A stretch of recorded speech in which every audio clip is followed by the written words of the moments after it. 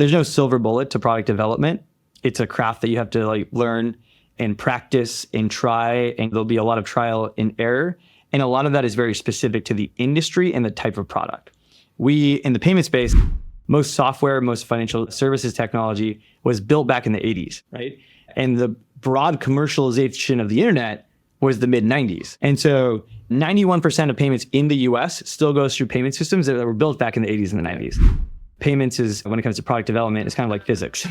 It's just time plus resources. You can't, even if you have a lot of cash, Can't hack it. you can't hack it.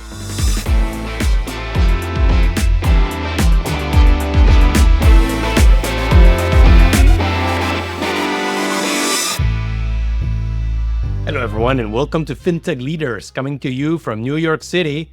I'm your host, Miguel Armaza. I'm a co-founder of ActOne Ventures, a venture capital fund that backs early-stage fintech entrepreneurs. If you enjoyed this conversation, I invite you to leave a review on Apple or Spotify so more people can learn about fintech leaders.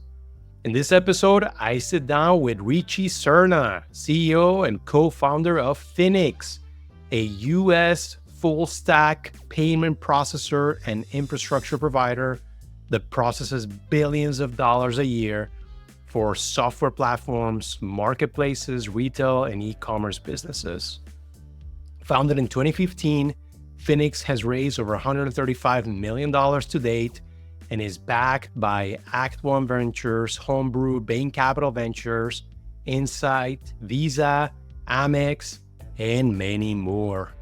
In this episode, we discuss a primer of the payments industry, the fundamental reasons why building a large payments company takes a long time, some of their secret sauce to product development, fundraising lessons, and a very big anecdote, and a lot more.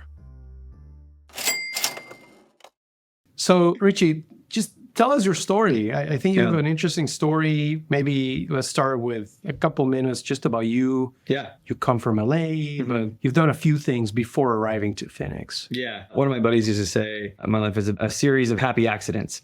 And so I've been very lucky along my life to be able to try and fail at a lot of different things and really figure out things that I was really passionate about. So I started originally from Southern California. My parents immigrated here to the States back in the 70s. And so my dad was one of 11 kids. My mom was one of 5. And I think I have maybe 50 first cousins who are still down in Santa Ana, California. So it's down in Orange County. And my grandparents just had their 60th wedding anniversary very recently. We got all of us together. Amazing. Yeah, it was wild. I realized What that kind of venue was able to host everyone? it was where they've lived for the last like 40, 50 years. It was big front yard, big backyard, small house, but a lot of space there. And I realized also that at this point, I'm not married. There's no way I could hit the 60-year mark for an anniversary. Well, you never know. Even with the technology They advances. say that the first person who's going to live to 200 is already alive today. So you never know. Yeah, who said that? Peter Thiel or the Braintree Brian guy? Johnson. Yeah, the don't die guy. Which is actually a fintech guy. Yeah. That's why I have to keep doing Finix for as long as possible, because if I sell, then I'll end up like that guy and then spend all my time trying to figure out how not to die. But in any case, I was the first one out of my family to go to college and studied political science, thought I wanted to be a lawyer, and decided actually to, before going to law school, to do management consulting. So I worked out in New York, was at Booz & Company, working in financial services. And honestly, they probably only put me there because I had done a summer of investment banking. And so in their weird mind, there was some weird connection, had nothing to do with each other. And then my very first project ever was actually at American Express. It was down in New York. And I remember after that project thinking, I will never work in payments. This is the most boring industry I've ever heard of. And we were working on loyalty point programs out in Europe. It was such a weird thing. I'm not a points guy. And so anyways, did that for 2.5 years. My first year was largely on the beach. And so like the beach and consulting, like you're not doing anything. Yeah. You're working maybe 20 hours a week. You're still getting paid well. And I was bored out of my mind. And it kind of had this kind of moment like the movie Fight Club, where like you're just like looking at IKEA magazines, accumulating different types of furniture, like feeling very lost and purposeless. And my second year, I was working 80 to 90 hours on like really cool projects with people I really loved. And I think that was a very formative experience for me, that for me, I don't mind working hard. I actually enjoy it as long as you're working with, great people and you're working on intellectually stimulating problems.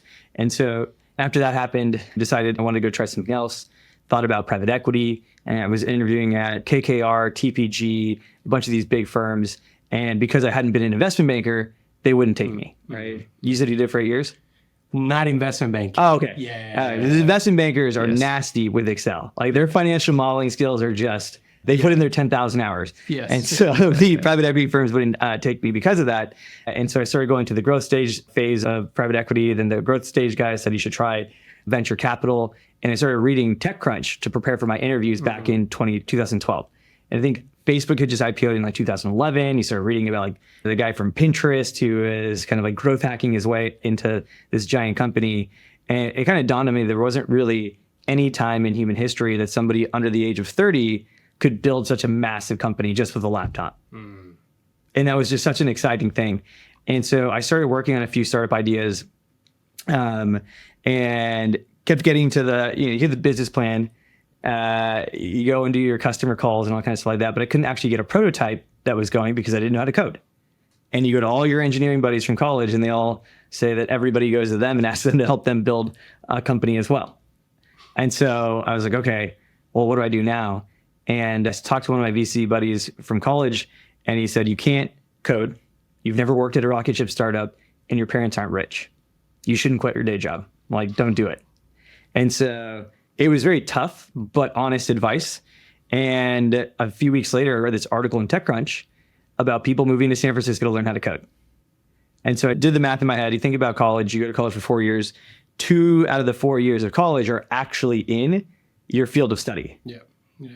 So I was 24 at the time and was like, all right, if I really want to do this, dedicating 2 more years of my life to either go back and get a computer science degree or get a master's is worth it if this is really what I want to do for the rest of my life.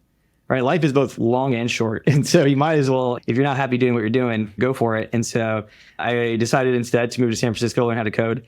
And my very first job in engineering was at a payment startup that was part of Y Combinator, also backed by Andreessen Horowitz, that was one cohort behind Stripe. And so Stripe at the time was maybe a 30, 40 person startup. We were like a 15 person startup, and they were incredible engineers. People who were contributing to Python, Ruby, who were writing books on API designs. And I knew I wasn't good enough to work there yet. And what was your role there? So I started off as a junior engineer and basically sent them nonstop emails until they finally gave me an interview. I actually found the interview very recently. And I was like, I will code for food, whatever you like, we'll do. And so they paid me $3,000 a month. And I was the first one in, last one out. And so basically I would go in and do developer support. So as people were integrating into the APIs, I would do that. And if there was no integration questions, then I could code on different projects that they're working on. So building out the developer docs, the various SDKs, building out the underwriting engine. And so after a year, got a full-time offer there.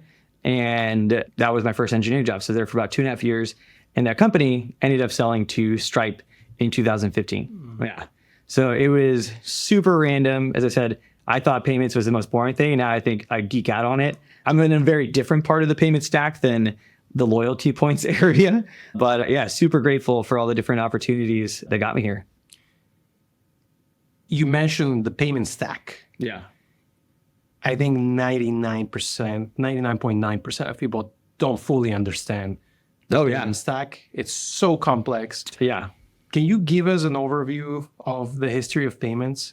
Ooh. I know you geek out on this. Oh, yeah. I mean, it's funny because you think about credit cards in particular, you probably interact with this product 3-4 times a day, and you never really think about how it works.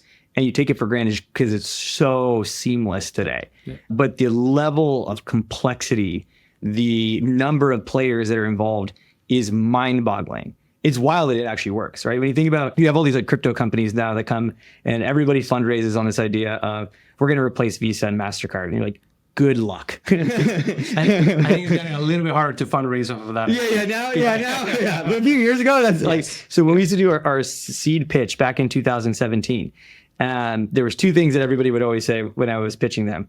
Number 1, well, isn't crypto just going to replace Visa? And you're like, like, I could explain to you like all like how it's so complex. And then the second thing would be like, doesn't Stripe own all the payments? You're like, they're less than like 2-3% of the market. No, it's just like, it's a mind-bogglingly large market, and it's so wild and complicated. It's amazing that it got created. But I think Visa was created back in the 1950s, and it was basically a conglomerate of banks that came together to form Visa, and another set of banks came together to form MasterCard.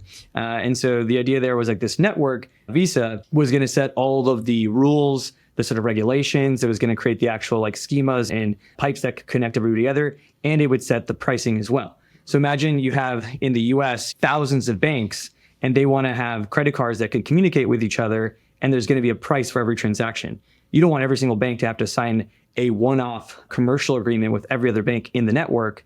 It's going to be way too complex. And so instead, they all entrust that Visa is going to do its best for all of the banks to increase the amount of usage, can keep risk down, and create a great brand that really establishes trust. And it's wild that it worked. So it's very cool to see kind of how that played out. But the reason why we call it this sort of payment stack is that there actually are a number of sort of layers that are there. Primarily, the way that we like to think about it is, one, you have the credit card networks, which are kind of like the pipes in the middle that sit between the cardholders and the merchants. The cardholder side is known as issuing. They issue out the cards to you, and there's typically two providers that are there that are distinct, and they have distinct roles. There's the processor. The processor is the technology, and then there's the actual bank. And so one of the things that you end up realizing when you're in the payment space is that most banks don't actually build any of their own technology. Right? If there's thousands of banks, they don't have thousands of engineers that are working there and building these types of payment systems. Instead, they license out that technology from companies like FIS, Fiserv. Today, there's modern versions like Marqeta, Galileo, and others who build the reporting dashboards. They build the ledger-based systems. They build all the connections into the networks. They build the risk services, everything like that. The banks are really the ones who have sort of the regulatory licenses, the ones who have the capital, the ones who have the agreements with the networks. They manage risk and things like that. So if it's a credit card, they're deciding, hey, Miguel, do you have enough income and a good enough credit score for me to give you a $10,000 monthly credit balance? And they say yes or no. And that's kind of how they decide that. So that's the issuing side. So two parties that sit there. On the other side, you have the acquiring. And those are the parties that deal with the merchants. So the merchants being the coffee shop, the shoe retailer, and you have also a processor plus a bank. The processor is the one that's building the technology that connects and takes your credit card information, that connects into the actual hardware like these. Yeah, so we have a bunch of hardware here. So usually there's a separate hardware manufacturer, and all they do is build the hardware, and the payment processors connect into this to be able to take the 16-digit credit card number that gets ingested by this device, pass it to you, or decrypted from this device, pass to you, and then they pass it to the appropriate networks. They look at the first 6 digits of the card, and they can tell, is that Visa, MasterCard, AmEx, Discover. They route it to the pipes. Each one of the pipes has their own spec that we have to translate it into, and then we get the response back, and that's kind of how you manage it. The bank doesn't also build any technology. The bank instead is underwriting the risk of the merchant. So the example we usually like to give there is, you guys remember Fire Festival? It was like the music festival that coming back. Fire Festival, geez, yeah, it is back. Are you gonna be there? Probably not, because for the story. I want to give for the story. Money. Billy McFarland. With a name like Billy McFarland, I feel like we all knew that some shit is gonna happen here. Billy McFarland plus Ja Rule was not a good recipe for success. Is Ja Rule involved for Fire too? I hope so. Yeah. I hope he comes back. Where is Ja? Anyways, so Fire Festival, for those who don't know, was a music festival that famously went bankrupt. It sold $30 million worth of tickets. People flew into the Bahamas for this music festival. They mismanaged all the funds. The festival never happened. And so all of the ticket holders got their money back. Well, there was no money left in that company, so the liability fell onto their acquiring bank. And so they ended up eating that loss. And so when you think about like what Visa is doing, it's also managing the counterparty risk to make sure that cardholders are creditworthy enough to make these types of transactions, and also that the merchants are also creditworthy and not committing fraud, that there aren't bad actors who are just stealing credit cards. So there's a lot of moving pieces to make it so seamless as well. One thing that I think is a feature, not a bug, is the centralization in this complicated payments world is part of what generates that trust. Oh, yeah. I mean, I think everybody always talks about the decentralization of like the crypto ecosystem and how that's one of the benefits of it, right? And so if you actually go back and you read the Satoshi like Bitcoin papers, a big part of why they say that credit card transactions are so expensive is because of the sort of lack in the sort of trust model and like how do you manage chargebacks. But like the alternative system, which they've basically created in crypto, has even less trust built into it. Like there's compliance, there's regulations, there's laws that enforce these things to protect consumers. I mean, even here at Finix, we actually ended up having an engineer who, during the NFT craze, was a victim of a phishing attack. They lost $10,000 of their crypto in like 30 seconds, and there's no way to get Zero that back. recourse. Yeah. Yep. Now, if the average family's median income in the U.S. is, I think the poverty line is $30,000. If somebody got hit with $10,000 loss, think about like that's a sizable loss. You don't have those types of issues that pop up with the card networks, and so it feels like the credit card processing fees are very much a small price to pay, even like compared to like Ethereum gas fees. Those like you end up looking at them, they're even more expensive than some of these things. So there's no such thing as a free lunch, and I think that these systems have been matured and developed over years. Are they perfect? No, but are the trade-offs better, in my opinion, than the alternatives? Absolutely. Where is Finix operating in this whole stack? Yeah. And what was that insight? So we work on the acquiring side. So again, if you have issuing, the networks, and then acquiring, the sort of economic model that's there is that the issuing party gets most of it. So imagine you have a 2.9% credit card transaction fee. Say someone's buying $100 worth of shoes. They buy a pair of shoes for $100. That merchant who's selling the shoes will get the $100 less the payment processing fees. But we don't get to keep all of that. We actually pay most of that to other parties in the ecosystem. So we'll pay, say, 35 basis points to the networks, and then about 175 to 200 plus basis points to the issuing bank. So issuing banks are the ones who are making the most money out of it. And that's why, like, as a consumer, if you get 1% cash back, it's because they're getting 1.75% for every single like dollar that you spend at that merchant. They want to incentivize you as much as possible to spend, right? So that's kind of how that works. And so the insight of starting Finix was really working at a payment company. How Balance came about, that was the first payment company that I worked at, was that we actually started off as a P2P company. So it's kind of like Venmo. It's called Pound Pay. And I wasn't there at the time when this happened, so I can't claim any of that like brilliant idea. And so the idea was like, if you give me your phone number, I can hit pound and then I can send you money. So at the time, Lyft was just popping up here in San Francisco. There was like a marketplace craze back in 2012, 2013. And so this is back when Lyft had this sort of pink mustaches on the front of the car. And so it's kind of hard to believe, but you actually mentioned this, like most payment systems, and it might have been before we even started the podcast, most software, most financial services technology was built back in the 80s, right? And the broad commercialization of the internet was the mid 90s. And so 91% of payments in the US still goes through payment systems that were built back in the 80s and the 90s. And so the use cases are physical hardware experiences. They're brick and mortar retailers. They couldn't even mentally conceive of e-commerce. They couldn't conceive of marketplaces. There wasn't apps like Airbnb and Uber and Lyft that you could order from your phone. And it's kind of hard to believe, but if you think about it, there are no marketplaces in the physical world. Marketplaces really exist in the digital world. It's a product of the internet. And so in any case, what that meant was that these payment systems were all designed for a very simple coffee shop example. And when you think about a coffee shop or any sort of brick and mortar retailer, the data model is very distinct from a marketplace. A brick and mortar retailer is a many-to-one relationship in that you have many buyers and a single seller. Now, when you think about Lyft, Uber, Airbnb, and eBay, those are many-to-many relationships. You have many buyers, many sellers, and a web app that sits in between. And so that changes the entire product experience. Fundamentally changes how you think about money movement, because you're not just pulling money in, you're pulling it in and then having to pay it out. Well, that changes how you think about accounting. It changes how you think about reconciliation. It changes the compliance obligations. So every single time you pay out to, think about Airbnb, they pay out to one of the apartment owners or rental property owners, they actually have compliance obligations to underwrite each one of those locations.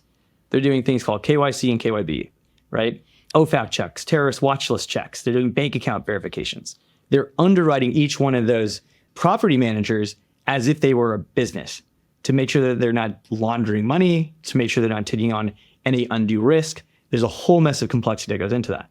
And so none of the payment systems were designed for this. And so what we ended up seeing is that Uber had to build its own payment system to manage this type of payment flow. They had the Uber Money team that grew to 400 engineers just dedicated to building payment systems. Some great alumni came out of there and started interesting companies. Oh, yeah. Peter from Synctera. There's a number of people. Yeah. On Airbnb side, they got to 170 people building the payment systems. And so they just basically had to retrofit and bring together different parts of the financial services ecosystem to create these types of payment systems. And so anyways, going back to Lyft, our CEO had a conversation with the CEO of Lyft and was like, hey, what if you paid out your drivers with our app Pound Pay? And he said, that's not really what we need. What we need is a way to do pay-ins and payouts in one single system. No one's ever built for marketplace payments. And so that's when that company ended up pivoting, rebranded instead as Balanced. And that's where I got my start in the payments world. We ended up selling that business to Stripe in 2015. They had a copycat product called Stripe Connect. It's kind of now the crown jewel of Stripe that was largely based on what we had built back at Balance. And so after we sold back in 2015, there was another TechCrunch in this story. It's like the third time. Yeah, I know. And the funny thing is, I still read TechCrunch, but not to the same extent as I did back then. But like, a lot of formative moments popped out of that. Well, they were not the only game in town, but they were certainly the best reporting on really what was going on in tech. Huge props to everybody over at TechCrunch. Thank you for some life-changing moments for me. I mean that in all seriousness. But in any case, so TechCrunch article came out about how we had sold to Stripe. And I was one of the last engineers left on the team. Most people had left. And after we sold, we actually had a bunch of vertical SaaS companies reach out to me and the other engineers at Balance. And they said, hey, what if you come in-house and build a payment system for us? And we said, well, why don't you just use Stripe? And they all kind of roughly said the same thing. They said Stripe is over-abstracted. It's oversimplified. It's really purpose-built for developers and not the types of operational challenges that you start to see at scale. And so when you build a product for a specific target persona and a specific ICP, that has pretty profound impacts on the product experience over time, right? If you think about like most payment companies out there, Adyen, Square, Stripe, and ourselves, we all have the same core payment functionality, but we've all been very finely tuned and configured based on who that original ICP was and who that original target is. Can I ask you something on this point? Yeah. How much time do you spend thinking about your competitors, not to single out, just overall, versus how much time do you spend thinking about your customers, your ICP? Our very first company value is customer first. That's where, like, when we think about every single decision that we make, we start off with the customer. We even tell people, like, that's how we make our decision-making framework. Customer first, Finix second, your department third, and yourself last. And it's not that we're saying, hey, that the individual isn't important. It's a fundamental realization that startups are a team sport. And the only way for you to win and for your equity to have the maximum amount of value is to think about the team, to think about the customer. And if you do what's right for the customer, that's what ultimately will do best for the business. Yeah. And so do we think about competition? Absolutely. Do we think about it more than the customer experience? No. The customer is not going to tell us how to build a great product, right? The customer is going to tell us where those pain points are. They're going to tell us real-time feedback. And so we push our product managers, we push our engineers. We actually have some of our most senior product managers and our most senior engineers who actually do customer sales calls, who act as support engineers, because that's where you get that feedback. If there's ever a bug or an issue, we always bring in that cohort of individuals as well, because you want to hear directly from the customer. Do you want to stay up on competitive intelligence? Absolutely. Yeah, you definitely want to see, like, hey, what are they working on? Are there things that we may have missed as well? But I think it's more of like a, hey, regular check-in every once in a while. I think oftentimes when you talk to VCs, they'll kind of send you like little articles here and there of this is what your competitor is doing. And half the time it's just kind of PR you got to know what's noise and what you should be focusing on. That's life, right? Yeah, exactly. Yeah. You and I live in this world where we know a bunch of companies and founders who are in hyper growth mode. It seems normal almost to be in that mode, but it's not normal. Like most companies are not in hyper growth. Most companies are growing single digit percentages. What does it take to keep a company focused and afloat and thriving while you are in hyper growth mode? It takes a lot of discipline, I would say. I mean, I think for every company, it's what's that saying? I'm a cat owner, so it's a bad saying. It's like, what? There's 1,000 ways to skin a cat. Yeah. Which is like an awful Not saying. yours. Yeah, not my cat. But there's no right or wrong answer, right? You have you can read a ton of different startup books, and everybody has a different philosophy and a different approach. I think one of the things though that's really stuck with me was that one of our VCs early on had this or shared this story about how Elon Musk, and regardless of where you think about Elon Musk is, and he's a very controversial character right now, it was a story that really stuck with me. And he shared about how the way that he thought about his company was that each person on the team was a vector, right? So you think about it as an arrow. And it's your job as the CEO and as the executive team or senior leadership team to try to get all those vectors in the same direction, because vectors have both direction and they also have magnitude. And if you take two vectors and you have them going in opposite directions, they add drag and it slows them down. But if you can figure out how to get all of those vectors on the same direction, it actually amplifies that magnitude and makes it that much more powerful. And so I think oftentimes when you have hyperscale companies or just companies in general that are growing fast, you bring in people from a lot of different companies, people from Uber, you even bring people from your competitors over at Stripe or PayPal, you bring people from Google, and everybody has their own style. Right. And so those little differences in how to operate actually create profound amounts of inefficiencies, right? And those vectors start to get unaligned, and then people have their own career aspirations. So maybe someone wants to work on a project because that'll help their career. Somebody wants to work on something because it's something that either piqued their interest or is an immediate pain point, or they just heard a customer who said they wanted that last or yelled at them last. And so I think a big part of that is how do you get all those vectors aligned is very hard. And that requires a lot of thoughtfulness. It requires a lot of planning. It requires repeated and tireless communication. It requires a long-term vision as well. And so, honestly, it kind of requires a healthy degree of cognitive dissonance, having sort of two competing ideas or paradoxical ideas at once. And so part of that is playing the long game.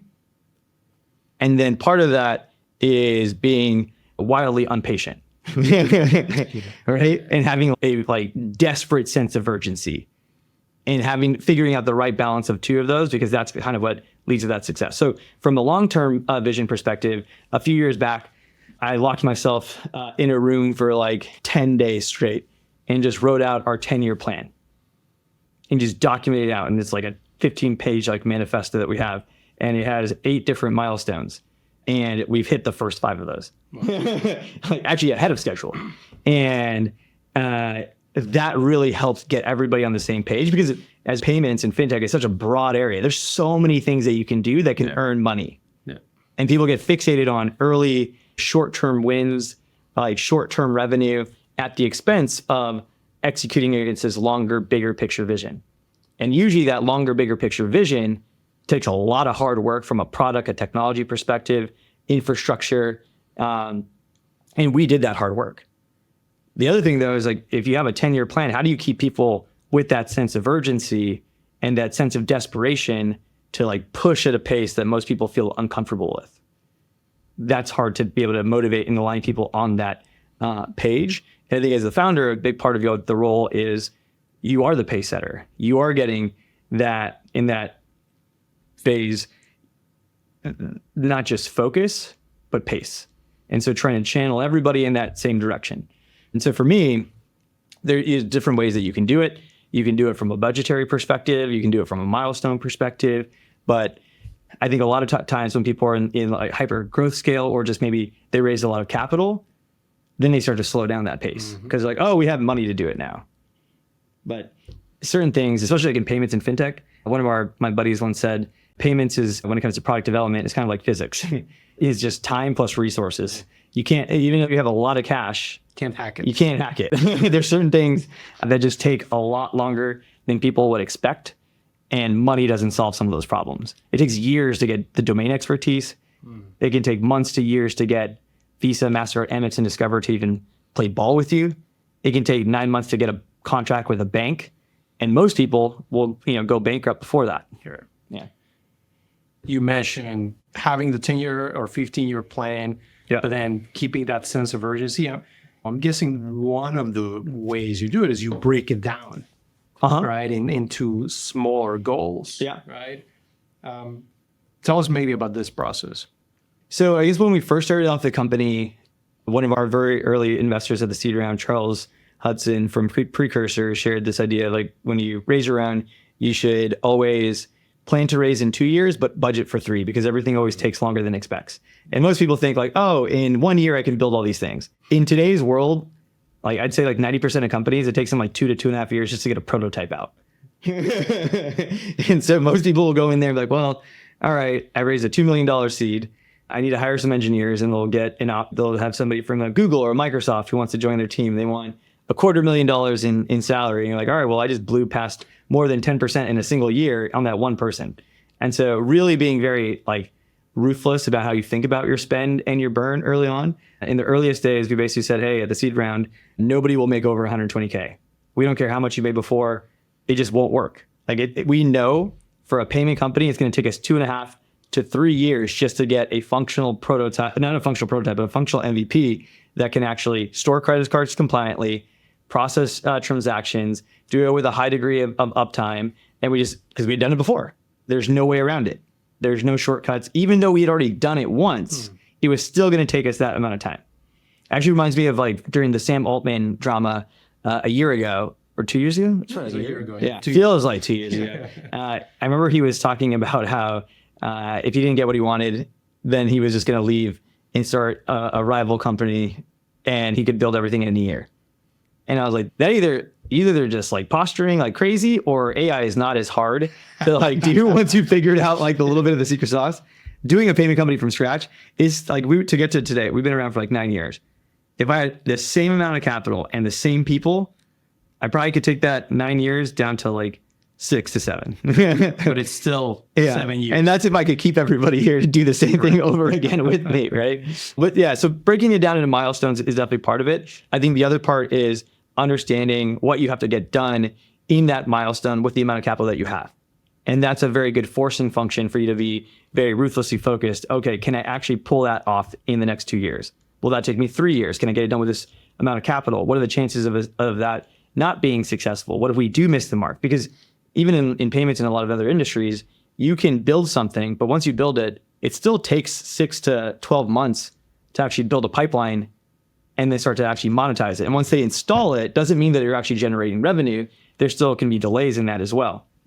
And so being thoughtful about that sort of sequencing, I think is really critical as well. And just kind of, starting from the end and kind of working backwards and keeping a mental track of how much time you have left is also really important. And so there's like an engineering concept, TTL, time to live. And I kind of used to think about that from like a startup perspective in the first few years of the company. I have 2 years to like generate X amount of revenue. And each quarter I would deplete that. And I think when you have that in your head, it really helps you keep up that sense of urgency. And when you raise money again, all right, what's my next TTL? Just reset the clock. Yeah, just reset the clock. Yeah. Most people say like, oh, I raised this money, we're good. And you're like, no, the clock's just reset. Yeah. And it's not just that you don't have the same amount of, I think a lot of people also, when you raise money, you just kind of do the same basic math again, but you have more people, you now have more capital, and so people expect higher salaries. And if you have higher salaries, that means you have higher all loaded in employee expenses. So assume another 17% just for healthcare, payroll taxes. And you start to do out the math and you're like, oh shit, I actually don't have as much time as I thought. You guys are, I guess, a little bit famous in the industry for being secretive about your product development process. Can you share a little bit about it? It's a secret sauce. Yeah. I mean, I think that we have a very unique style of doing things. You can read tons of blogs that are out there about Agile versus Agile, Scrum, Waterfall, like all these different like sort of approaches to it. And I think a big part of it is there's no silver bullet to product development. It's a craft that you have to like learn and practice and try, and there'll be a lot of trial and error.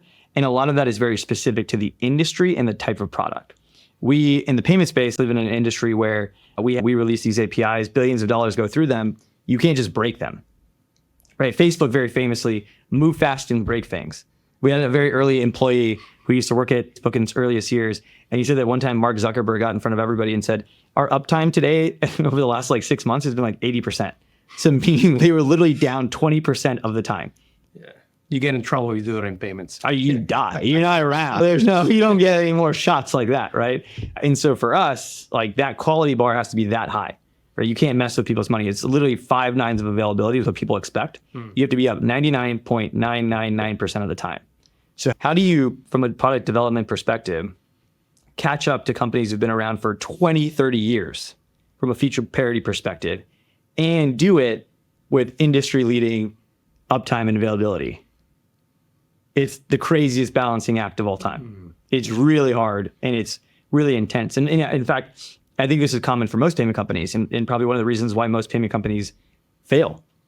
One of our early investors said he never invested in payment companies, at least until they reach a certain maturity stage, because most people couldn't get past the cold start problem. How do you get people to trust you and put volume onto you in those earliest days when they know that it's probably risky to do so? And so then they can't get any volume, and then they can't get any growth, they can't get any revenue.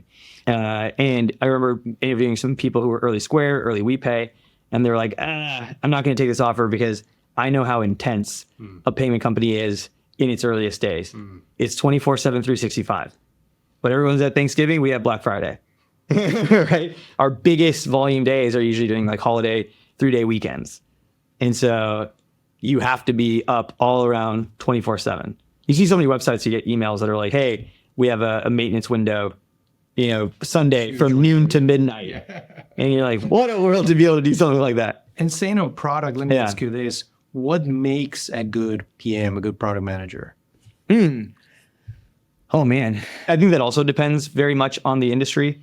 One of the things that our very first head of product design kind of shared with me is that when you think about each role at the company, you should understand that there's many different archetypes for that specific role. Being in engineering, you know that there's front end, back end, database engineers, SecOps, DevOps, there's data engineers, everybody who has their own specialists, and they can't do them all. They're very good at specific situations. There's very rare to have somebody who can do all of those things, almost impossible. And so when it comes to product and product designers, same things apply. And so I think it really depends on what your business is. And so I can speak to what we do, which is not just payments, but API designs and very complex B2B sort of workflows. And for us, someone being successful, they have to know how to code.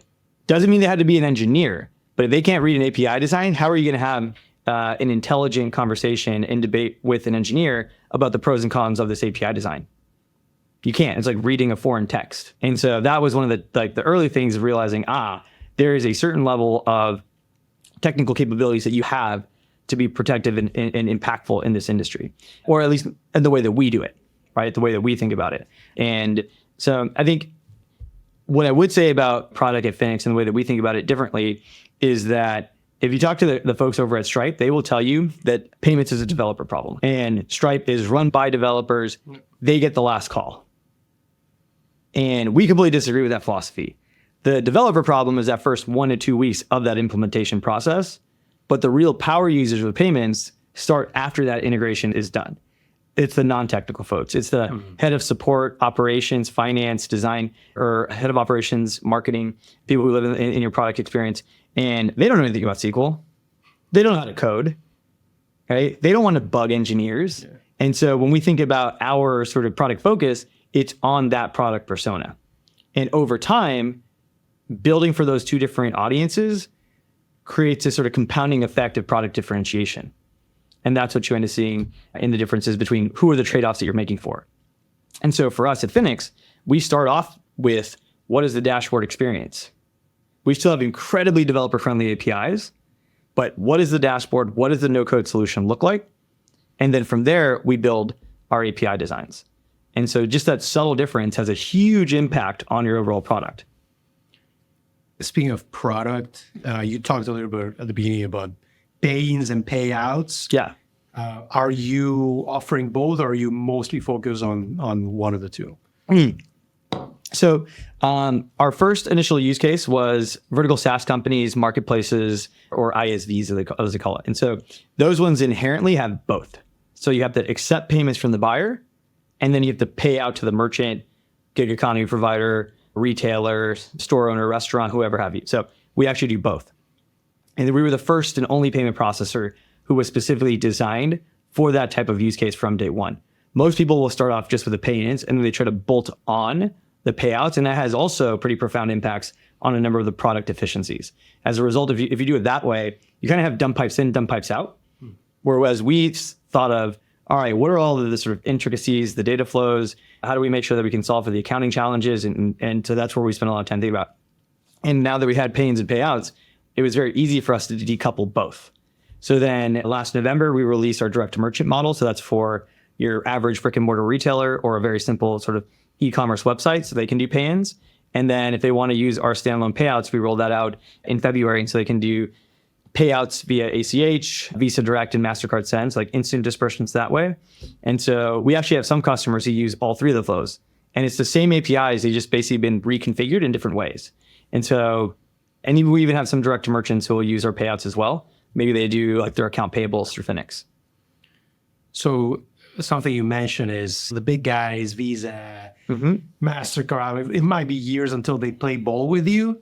A lot of fintechs today are building to sell or partner with the incumbents. Yeah. It's become a lot more top of mind than 5 years ago, than 3 years ago. How important the incumbents are, that most of them aren't going anywhere. Yeah. Can you share some lessons about successfully working with the large players? Yeah. So just to kind of give you context, if you want to connect directly into Visa, MasterCard, AmEx, and Discover, they all have internal volume thresholds, compliance requirements that they put in place. They actually purposely create barriers to entry to actually connecting to those systems because they don't want to have you mess with what they call the integrity of the network.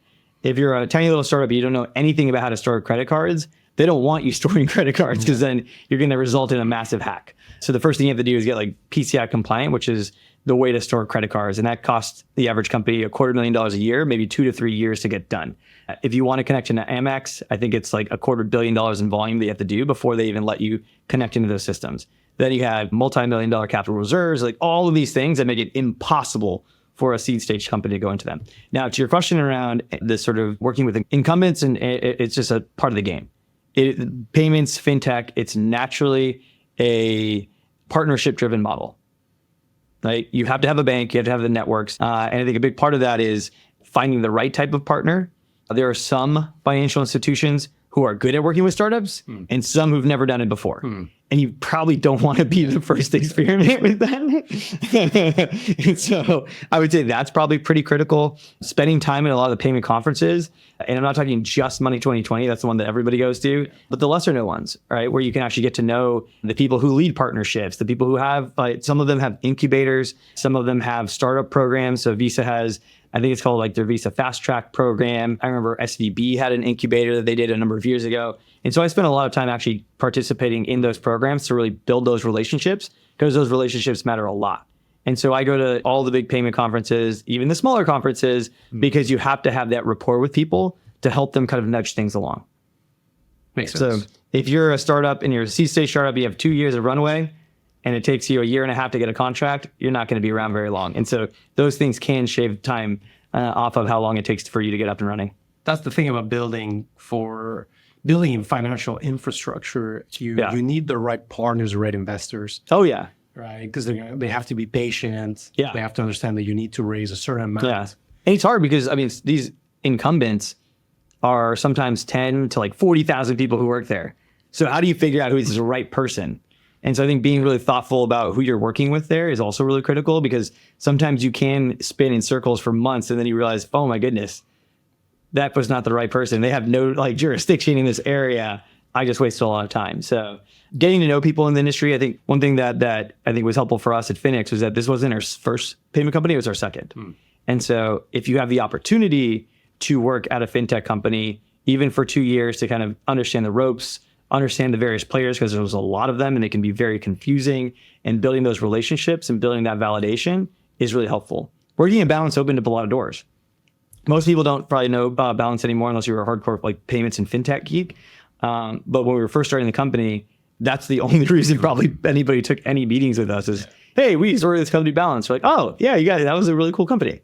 And that opened up doors. So how about fundraising? I mean, you've raised $135 million to date. AmEx, Bain Capital Ventures, Lightspeed. Some great partners. Yeah, some great partners. What have you learned about fundraising? And then maybe we can talk a little bit more. Yeah. The number one thing is they call it a fundraising process, and you should treat it like a process in that you want to be the same like way that you run your product team, you got to run your process. And so it's got to be extremely rigorous, well organized. You got to put a lot of planning into it to make it as successful as possible. So oftentimes when they talk about each fundraising round, there's usually sort of like a bell curve in terms of like how long it takes. So like a Series A can take anywhere between 3 to 12 months. The average is probably at 6 months, at least like probably in today's market. In 2019, 2020, it was like a month. And so if the longer you take, the lower chances of probably getting it done successfully, or it can be, you can definitely get it done. Like for example, our seed round, it took us 7 months. That was our first time. Wow. Yeah. Series A, Series B, Series have all been much more thoughtful about how we run the process. And so we're very structured. We probably spend like 2 months in advance, not just putting together the data room, but also putting together the target list of who those investors are that we want to speak to, and also really nailing the narrative. And a big part of it is, how do you get people like understand the massive potential? How do you think about all the questions that they're going to ask you well in advance and already answer that in the deck before they even have a chance to ask that question? And so that takes a long time. And it takes not just time, it also takes a degree of humility and intellectual honesty as well. Because you basically have to go to a lot of like friendlies who are your current investors, but also just like other friends who are VCs and be like, tell me why this pitch sucks. Give me all of the reasons why you wouldn't invest so you can really tighten those things up. Because usually when you talk to an investor, they probably won't give you the honest feedback of it. And you could spend weeks and not realize that there was 2 or 3 things that you kind of missed early on. And so once you have the narrative down and you're ready to go off and pitch, usually you want to kind of organize a list of who your target VCs are. And so the way that we like to do it is you 4-stack rank the list of investors from like 1, 2, 3, and 4. 1 being people you'd kill to work with, 2 being like great investors, you'd love to have them on the cap table, 3 being money is green, and 4 is people you want to stay away from or avoid. And so usually they've already invested in competitors or you've heard bad things about their firm. So you don't want to spend any time there. And so then if you want to raise your process, the number one thing is how do you get to your first term sheet, because that starts to open up the rest of the term sheets to come in, and that creates a sense of urgency for everybody else. And so the way that you usually do it is you start off with the 2s first. Because you can kind of work through the issues. You'll like get questions that you weren't prepared for. And then by the time, like maybe it's 2 weeks in, you start hitting up all your V1s, the people that you really want to have on. So now you're hot. Now you're hot. Now you know every question ahead of when that VC is going to ask it. You've tightened up the deck. You've gone through all those pieces. And if you've done it well, the 2s are already at the point where they're probably going to bring you into a partner meeting. And then because you basically, when a new investor comes in and says, where are you in the process? You don't want to say you're just starting it. Because if you say if you're just starting it, they put you in the back of the queue. Yep. But if you have like a bunch of partner meetings that are coming up in term sheets, they will focus all their attention on you and prioritize you. So very much a process. Speaking of, you had an investor that moved from a 1 to a 4. And, I know that you probably don't want to share too much about it, but 135 of that, and this has been published, 135 of that, out of that 135, 20 was equity free. I don't know, anything that we can all learn about that process, of what happened? So you're referring to the Sequoia Stripe round. So our Series B, Sequoia led our Series B. And then once we did the announcement, they decided that they could not be invested in both us and Stripe because we were too much of direct competitors. What did I learn from that process? I mean, I think the biggest thing was that it confirmed for me and it galvanized the team that Stripe was very afraid of us. And so we knew that like we were definitely, because we were a seed stage company, they used to talk shit about us to like our current investors when we were like a 5-person company. If you go back all the way to like the earliest days of Balanced and Stripe, the company that I used to work at, and you read the old Hacker News posts and the old Quora posts, we were taking business from them all the time. Like we were a big threat to them early on, and then they bought us. And so I think for them, it was very obvious to like, Stripe being the biggest payment company in the world, or like the biggest, well-known, I guess today, they're still not the biggest one. There's still probably like 10 other companies who are bigger than them, was not necessarily inevitable. There was others, like we had just as great, if not better, APIs that we had. And so someone told me that they are like current investors would say that when they met with like the Stripe Ventures team, that they would say, we like all of your portfolio, except for Finix. And so part of that was flattering because you're like, oh man, you're 5 people. They're 5,000. So they were on their radar. And then to have that happen was like, all right, we know that we're even closer than we think. And so there's a feeling of that of like, hey, they made such a big, splash about that, then that's even more motivating.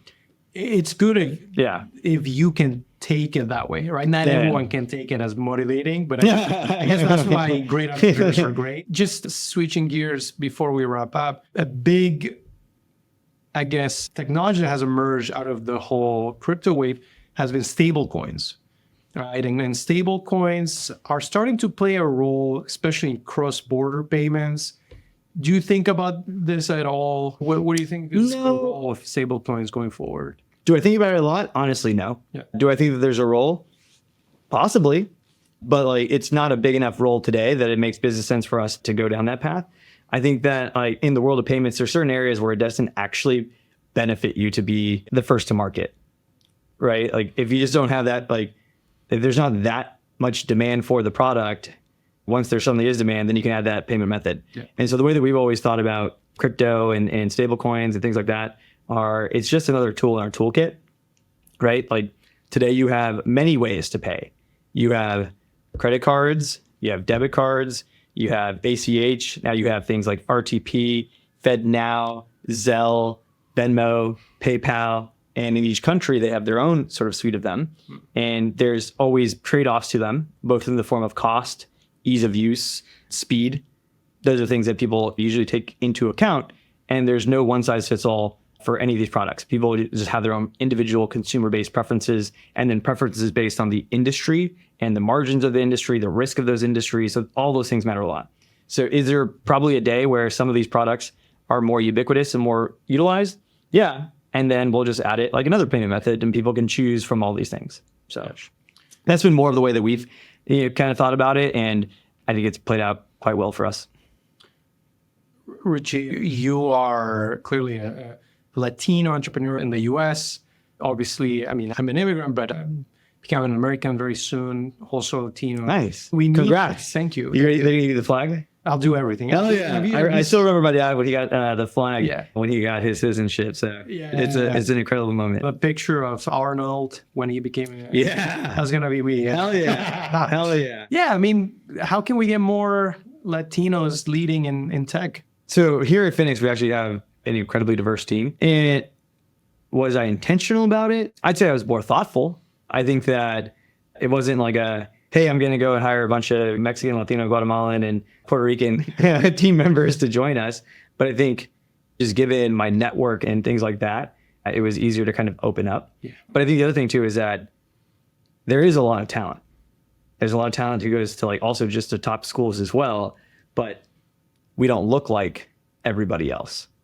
And so there's an immediate, venture capital is defined in many ways by pattern matching. Yep. And this actually happened to me. When we were preparing to raise our Series A, we were doing a dry run of our pitch deck with one of our current investors. And I finished the pitch and asked him, I said, what do you think? And he said, I hate it. And I said, why? He's like, I hate all of it. I was like, okay, that's not really helpful. Let's get to specifics. And the first thing that he says is, well, first off, and he does a hand wave of me. And he's like, how do I pattern match you to Patrick Collison and Zach from Platt? And it was just like one of those moments where I was like, whoa, what is happening right now? Wow. And it kind of just struck me in that moment, like, oh shit. Yeah, I forgot. I do look a little different. Right? Yeah. I remember reading years ago in the New York Times an expose they did on Paul Graham, who said he didn't mean it, but I think it was like one of the subconscious things where he said, he's a sucker for investing in guys who look like Mark Zuckerberg. You don't look like Mark Zuckerberg. I don't look like Mark Zuckerberg. And so I think there's a lot of great talent that's out there in the market. And if you either have a pedigree from working at one of those companies or you look like those individuals, it's a lot easier to go in your career. Someone even created this is actually a true story. Someone created a fake LinkedIn page of a Stripe, a younger white male Stripe employee that wasn't real. Yeah. And VCs just started reaching out to him and being like, what project are you working on? Preempting. Yes, which is the funniest thing I've ever heard. But I think just wildly indicative of some of the subconscious things that are out there. Yeah. Now, I don't view myself as a victim. I don't give a shit about that. Like, I have a lot of confidence in myself, in our team. But I think that I'm willing to look past what is traditionally viewed as a product manager or an engineering lead and just hear, how talented are they? I listen to a lot of like what they actually say and how they produce, and not the number of years that you've been doing this type of thing. And so I think that's how we've been able to create a more diverse team. But I think the part of it is there's no one like silver bullet to this type of problem. There needs to be more capital managers. There needs to be more board members, more angel investors. There needs to be more early employees as well. Even when we were first starting the company, I did try to recruit a more diverse team. And one part that was very interesting was that for a lot of the engineers, they could get like 50 to like 75,000 bucks more if they went to Google or Facebook, people of color. And a lot of the people, when I like try to recruit them, would say, well, I have to send money home. I have to pay for my family. I have to do X, Y, and Z things. They can't take that type of risk. I mentioned at the beginning of this that I worked in management consulting. I was able to go to college for free, or effectively for free. And then I went into management consulting and saved a bunch of money. So I had no debt 2 years out. And I could take a big swing in terms of like switching careers and get paid $3,000 a month to learn software engineering. My parents were rich, but like I had that opportunity to do that. And so I think there's a lot of different factors that are involved. One of the things that we've done here at Finix is that we created a program called the Cap Table Coalition.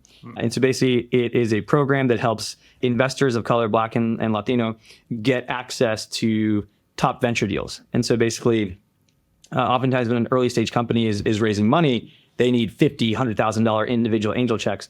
Most people, especially from those backgrounds, don't have that kind of cash to just throw around. But they do want to be angel investors, and they want to understand how the fundraising and angel investing process looks like. And so instead, we help create SPVs, so special purpose vehicles, where we'll allow up to 100 people to invest in a specific company, and we'll manage that process on the behalf of the company so that it doesn't tie up their resources. And people can put in checks as low as $1,000 or up to $1 million. And so we've put in tens of millions of dollars now to work through that program. There's over 800 people. Yeah. I have quite a few friends who've participated. Oh, really? Yeah. No, it's amazing. And so at Finix, we dedicate 10% of every single round is available for the Cap Table Coalition. And we've had a number of other companies who've taken that pledge. All it takes is like one Uber-like outcome for millions of dollars to then get put back into these angel investors. They can start, and we've had people start their own funds. We're very much focused on Finix becoming a generational outcome that is going to be a life-changing opportunity, not just for investors, but for all the Phoenicians here. And having that experience from going to those early stages to a massive publicly traded payment company is going to create a lot of opportunities for a lot of different people. And so I think for me, people always say mission-driven companies. I have a few different missions for myself and for this company and for the team members who are here, and changing what people typically think of as the face of Silicon Valley is definitely one of those missions.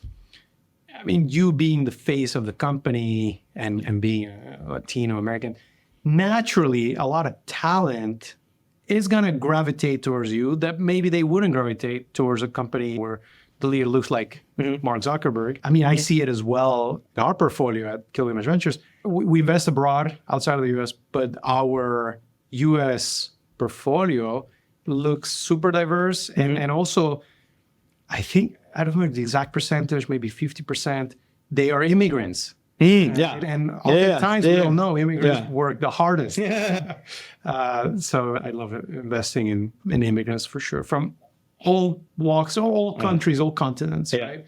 Richie, last question. Is there a book or two that you recommend often or that you think about often? I read a lot. And then if I'm not reading and I'm driving, I'm listening to audiobooks. So let's see, top 3 books that I would recommend. Checklist Manifesto is definitely number one. Or not number one, but one of the top 3. Incredible book. Ray Dalio's Principles is always a great one. And I go back to that one pretty frequently. Everyone's always like sick and tired of hearing me talk about the different books. Let's see here. So Good They Can't Ignore You. Fantastic book. And it's a book about how most people talk about follow your passion, but if you like actually interview most people, their passion is like sports, art, and music, which you can't really build careers out of. Follow those passions. Yeah, you can't like make a career out of that. And so instead, it's like how most people who are like truly great in their fields develop passion through mastery of a field. Me, I didn't grow up being like, I want to be in payments. But then I really grew to like love it over time And I still find a tremendous amount of joy in it. So that's a great book. Let's see here. Shoe Dog is incredible. Oh, I love that book. Yeah. Yes. I think the best part about Shoe Dog, because everybody always talks about it, about being like Nike's these marketing geniuses, is more how like big of a dumpster fire Nike was for years, and how Phil Knight almost made every single mistake possible, but he just kept going. Yeah. Which is like and now it's Nike. It's an amazing one. Born Standing Up by Steve Martin. Steve Martin, the comedian. Oh my God, what a life story. Like 10-year overnight success type of story. Like everyone like back in the 80s knew him as like the biggest comedian ever. And it took him a decade of playing empty bars and restaurants here in San Francisco. Like just literally he would just perform to nobody in the crowd. And that's how he perfected his craft. Like just incredible. Let's see here. Making of a Manager is also fantastic. Only Paranoid Survive. Oh, yeah. Hard Thing About Hard Things. Everyone's got to have that one. That's a great one. $1 Trillion Coach. Really great book on the executive coach to like half of like the Silicon Valley. Yeah. What was his name? Yeah. Bill Campbell. Yeah. Yeah. Great book. Oh, Atomic Habits. I'll finish off with Atomic Habits because I have too many else that I go through. Atomic Habits is so good. Just like the little micro things that you can do to increase your productivity. Is the checklist manifesto the one that they studied pilots?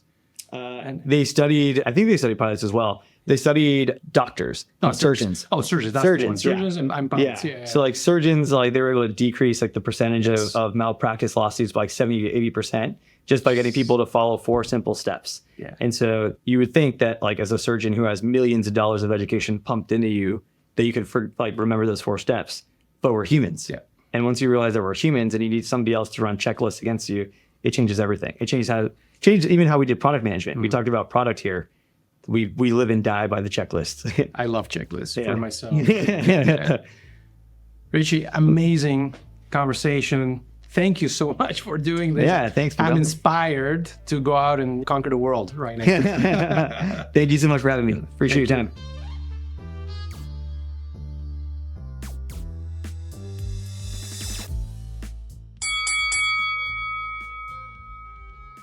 Thanks for tuning in. I hope you enjoyed this great episode with Richie, CEO of Finix.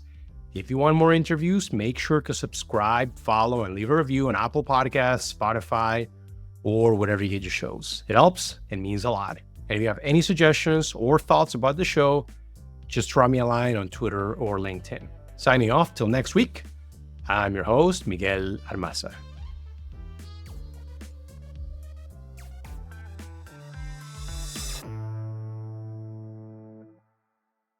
The Fintech Leaders podcast is for informational purposes only and should not be considered financial or investment advice.